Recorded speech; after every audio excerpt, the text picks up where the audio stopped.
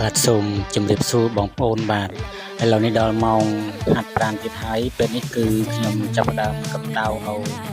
រាងកាយសាច់ដុំរបស់ខ្ញុំជាមុនសិនដើម្បីឈានទៅដល់ការ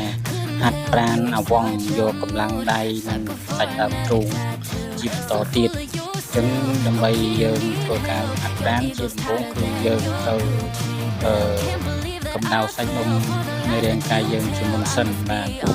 ដើម្បីឲ្យរាងកាយយើងដាស់ចលនាដើម្បីឲ្យងាយស្រួលយើងហាត់ប្រាណបាទ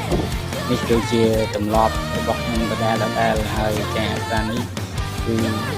ផ្ដោតដើម្បីជួយទៅលើសុខភាពយើងកាត់បន្ថយ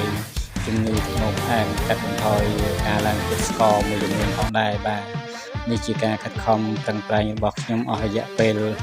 ជាច្រើនថ្ងៃហើយវីដេអូដែលខ្ញុំថតនេះគឺជាវីដេអូទី20បាទវីដេអូទី20អស់រយៈពេលដែលការកន្លងមកគឺខ្ញុំមានការវិវត្តកម្លាំងដៃនិងការហាត់ប្រាណបានយូរជាងមុនបន្តិចដល់បាទហើយក៏សូមអរគុណសម្រាប់ការទស្សនានិងចុច like គាំទ្រនៅវីដេអូរបស់ខ្ញុំផងដែរសូមអរគុណច្រើនបាទ